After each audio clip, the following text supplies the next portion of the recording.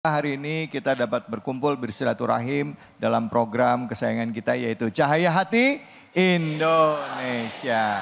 Dan hari ini pemirsa kami disiarkan dari Pondok Pesantren Darun Najah Jakarta. Dan di hadapan saya ini sudah ada para santri, santriwati yang insya Allah siap akan menyimak kajian dari guru-guru kita. Kenapa? Karena temanya mungkin dekat banget dengan keseharian kita ya.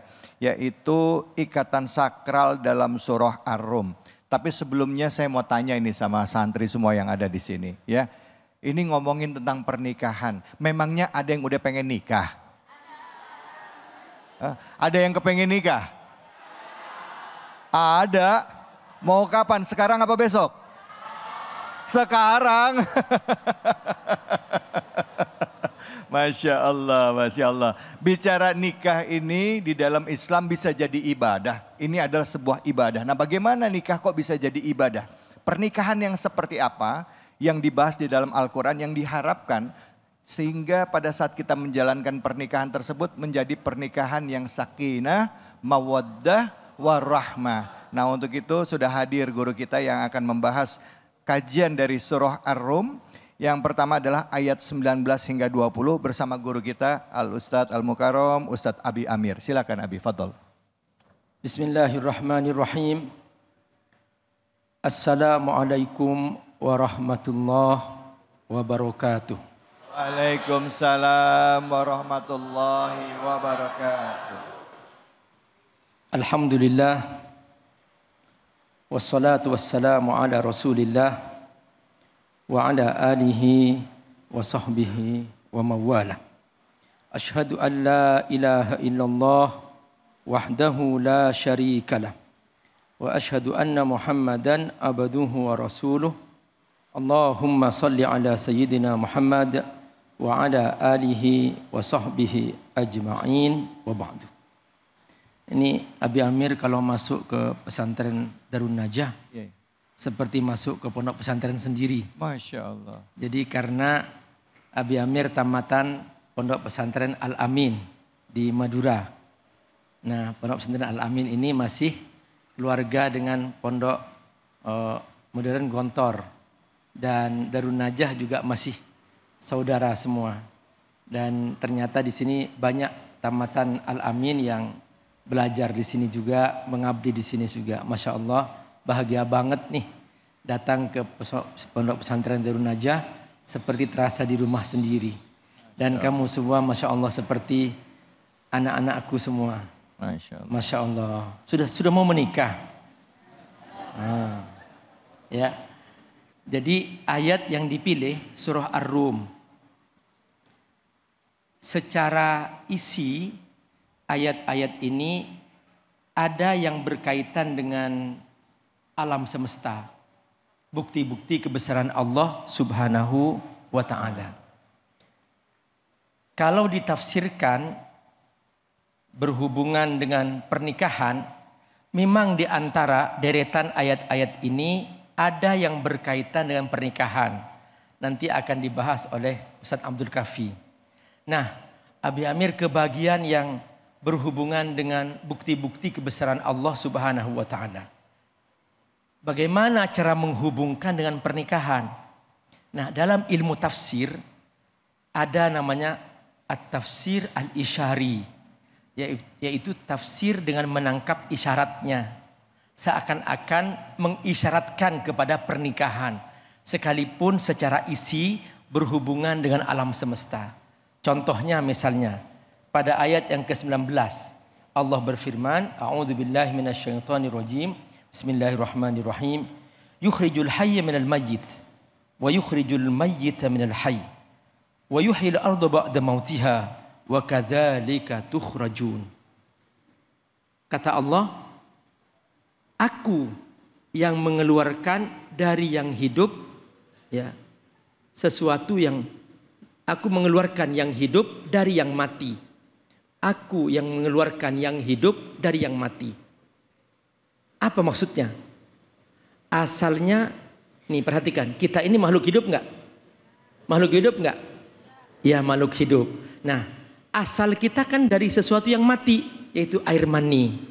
Nah, kata Allah, akulah yang membuat kamu yang hidup dari sesuatu yang mati. Yukhrijul hayya minal mayyit. Kemudian kata Allah, wa yukhrijul mayyita minal hayy. Air mani itu asalnya mati. Tapi Allah Subhanahu wa taala mengeluarkannya dari yang hidup. Nah, dari sini Allah membuat sebuah perumpamaan bahwa boleh jadi sesuatu yang mati itu kalau Allah kehendaki untuk bisa hidup, maka dia akan hidup. Seperti Allah menghidupkan bumi yang gersang, tidak ada tumbuh-tumbuhan, dan dia bisa hidup dengan tumbuhnya pohon-pohonan. Wa yuhyil arda ba'da mautiha. Dialah Allah yang menghidupkan bumi yang mati setelah dia tadinya mati menjadi hidup. Wa kadzalika tukhrajun. Seperti itu kamu dikeluarkan dari kuburan kamu setelah mati. Ini isi ayatnya. Tapi judul kita tentang pernikahan. Apa tafsir isyarinya? Di sini ada isyarat bahwa Allah lah yang menghidupkan cinta dalam hati kita manusia. Allah lah yang membuat ada gemuruh cinta yang terus bergelora, yang dari situ kemudian muncul keinginan ingin menikah.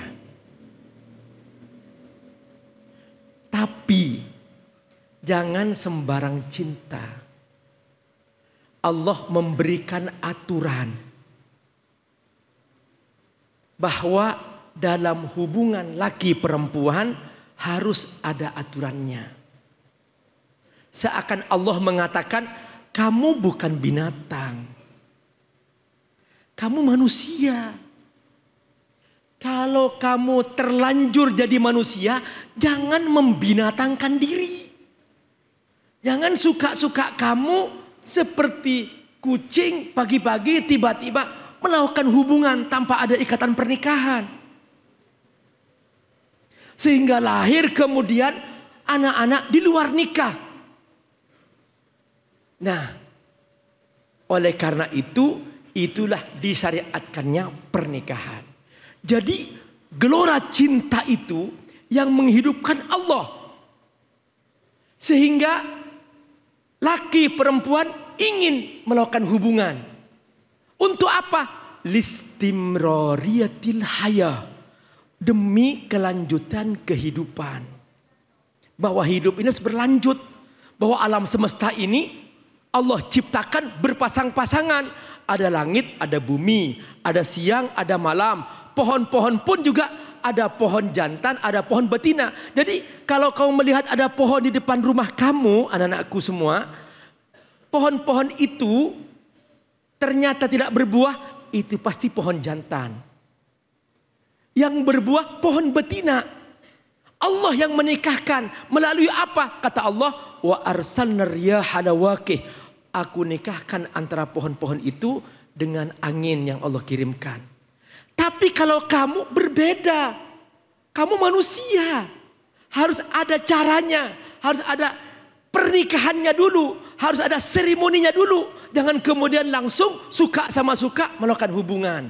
Nah, disinilah pentingnya mengapa Allah mengisyaratkan bahwa ini semua bagian dari bukti kebesaran Allah. Dan termasuk terjadinya hubungan laki perempuan itu adalah bagian dari tanda kebesaran Allah Subhanahu wa taala. Kemudian pada ayat yang ke-20 Allah menyebutkan tentang asal penciptaan manusia. Bahwa manusia ini diciptakan dari tanah. Wa min ayatihi an khalaqakum min turabin summa idza antum bashar. Summa idza antum bashar, kata Allah. Aku ciptakan kamu dari tanah. Setelah itu kamu menjadi manusia. Dan begitu kau menjadi manusia, kata Allah, tantashirun, kau menyebar di muka bumi. Dari mana asal penyebaran ini? Halo, siapa yang dari Sumatera? Ngacung. Ada. Siapa yang dari Kalimantan? Ngacung. Ada. Siapa yang dari Madura? Ngacung. Halo. Oh ada. Siapa yang dari Jawa? Ngacung. Masya Allah. Perhatikan. Kok bisa menyebar tantashirun? Dari mana itu?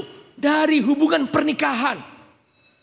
Karena itu Allah ingin menjaga agar nasab manusia ini menyambung ke Nabi Adam. Tidak terputus. Karena itu setiap hubungan ilegal Allah haramkan. Supaya nasab manusia menyambung terus. Itulah yang namanya akad nikah. Karena itu akad nikah itulah merupakan ikatan yang suci, ikatan yang sakral. Jangan mulai dengan yang haram. Jangan mulai dengan pacaran. Karena pacaran adalah haram, pernikahan adalah suci. Maka jangan buka pintu kesucian itu melalui cara-cara yang haram. Karena nanti akan mencabut keberkahan pernikahan itu. Baik Abi, baik alhamdulillah. Terima kasih banyak Abi. Alhamdulillah. Terima kasih. Udah dapat ilmu dari Abi ya. Ayat 19 hingga 20. Kalau saya tadi ngambil yang terakhir. Nggak boleh? Nggak boleh? Kenapa nggak boleh pacaran? Bukan cuman haram, akan hilang keberkahan ya. Jadi kita hidup nyari berkah ya. Nah baik, sekarang kita kasih kesempatan deh sama para santri, santriwati yang ada di sini yang mau bertanya. Silakan angkat tangannya, silakan. Yang mau nanya siapa? Oh banyak ya. Silakan yang di tengah deh tadi, mana itu orangnya? Ya. Nama dan pertanyaannya ya. Bismillahirrahmanirrahim. Assalamualaikum warahmatullahi wabarakatuh. Waalaikumsalam warahmatullahi wabarakatuh. Nama saya Syarif Badru Zaman. Izin bertanya Abi. Mau mengutip satu perkataan dari Imam Syafi'i. Bahwasanya menikah bagi pemuda di zaman fitnah itu lebih wajib daripada haji. Ya. Nah pertanyaannya. Bagaimana jika ada seorang pemuda yang ingin melanjutkan pendidikannya. Tetapi dari sisi orang tuanya kayak ada paksaan untuk menikah terlebih dahulu. Nah apakah ketika kita memilih untuk melanjutkan pendidikan dan menolak permintaan orang tua kita itu menjadi durhaka. Kemudian apakah nikah muda menjadi suatu penghambat bagi seseorang dalam melanjutkan pendidikannya. Baik, terima kasih banyak. Assalamualaikum warahmatullahi wabarakatuh. Waalaikumsalam warahmatullahi wabarakatuh. Tepuk tangan dong. Pertanyaannya biasa. bagus ya. Masya Allah. Masya Allah. Ini luar biasa pertanyaannya ya. Apa Abi? Pertanyaan luar biasa. Luar biasa. Anak muda yang diajak menikah sekarang. Betul, muda nikah. Kalau nikah muda tapi takut nanti buat sekolahnya kehambat apa enggak begitu ya. Mana yang lebih dulu melanjutkan sekolah apa disuruh mengikuti perintah orang tua untuk menikah? Silakan Abi. Kalau menikah muda, negara sudah memberikan aturannya. Berapa batas umur terakhir boleh menikah. Itu yang pertama. Nanti pelajari aturan negara. Berapa batas umur terakhir boleh menikah, ya. Kenapa? Karena ini untuk mengatur supaya tidak liar, sehingga kemudian semua melakukan pernikahan sehingga menyebabkan nanti tidak ada tanggung jawab, belum dewasa dan sebagainya. Ada yang mengatur. Itu yang pertama. Terus yang kedua, adapun pernyataan Imam Syafi'i yang mengatakan bahwa menikah di zaman fitnah itu lebih wajib daripada haji. Karena memang haji manistato'a ilaihi sabila. Haji itu bagi yang mampu. Kalau nggak mampu, nggak punya bekal, nggak bisa nyampe ke Mekah gitu. Tetapi kalau menikah itu ada hubungannya dengan gelora nafsu dalam jiwa. Yang ini kadang-kadang nggak terbendung sehingga kemudian bisa jadi tumpah dan akhirnya menyebabkan fitnah gitu loh. Oleh karena itu kalau ternyata jika ditahan-tahan dan menyebabkan fitnah, maka nikahkanlah anak itu. Tentu diberi mukaddimah, diajarin tanggung jawab, jangan asal menikah saja. Memang banyak kejadian ya belum waktunya dia secara usia, mungkin secara usia negara ya, mungkin belum umur 20 tahun ya. Dia sudah ingin menikah. Khawatir orang tuanya, takut terjadi fitnah. Akhirnya dinikahkan. Nah, alhamdulillah ternyata lama-lama jadi dewasa juga dan sekarang bisa jadi hidup. Memang ada yang seperti itu, tapi tidak semuanya yang bisa memenuhi syarat untuk itu. Oleh karena itu, ya, kalau ternyata siapa yang tahu di antara kamu, kamu yang merasakan. Kalau ternyata aku akan jatuh kepada zina, aku akan menikah. Katakan terus terang, daripada aku berzina. Katakan bahwa itu benar, lebih baik daripada sekedar melaksanakan ibadah ritual. Yang tadi itu yang hukumnya manistata ali sabila. Butuh waktu untuk kewajiban itu. Kalau untuk belajar Abi, misalnya sekolahnya belum selesai ya, kan mungkin tamat tingkat SMA, pendidikan atas, terus mau kuliah. Ya, pas mau kuliah orang tuanya minta, sudah nak, kamu menikah saja dulu. Kan perintah kepada orang tua, taat terhadap orang tua juga satu kewajiban ya. Ya kan, betul ya? Nah, kira-kira Abi, gimana nih kalau orang tua sudah minta untuk menikah padahal kita masih pengen kuliah, taat nggak sama orang tua? Atau kita memberikan pemahaman pada orang tua, saya maunya belajar aja. Soalnya kalau saya lihat dari Undang-Undang nomor 16 tahun 2019 tentang perkawinan, sebelumnya batas usia wanita adalah 16 tahun, namun sekarang undang-undang ini direvisi usia minimumnya itu 19 tahun, Abi. 19 tahun untuk 19 tahun. Oh, dua-duanya laki-laki. Tapi bisa dapat dispensasi pernikahan kalau mereka memang sudah pengen menikah dan usianya belum sampai 19 tahun. Nah, sekarang gimana? Konteksnya adalah taat terhadap perintah orang tua. Silakan, Abi. Ya. Tadi itu ukuran syariat adalah fitnah. Kalau akan menyebabkan terjadi fitnah, maka menikahlah. Adapun belajar bisa diatur. Ada kok menikah suami istri dia sama-sama belajar. Ada. Gitu. Bisa untuk tahapan yang memang sudah kuliah ya, tamat SMA, ya minimal sudah dewasa, mau tamat SMA mau kuliah. Silahkan kamu menikah bersama pasangan kamu sama-sama kuliah. It's okay. Begitu ya. Yang penting jangan sampai terjadi fitnah. Baik. Tapi kalau pertanyaannya, saya menolak untuk menikah sekarang. Tidak mau menikah. Menikahnya nanti-nanti aja boleh nggak? Tapi nanti jawabnya, Abi. Oke.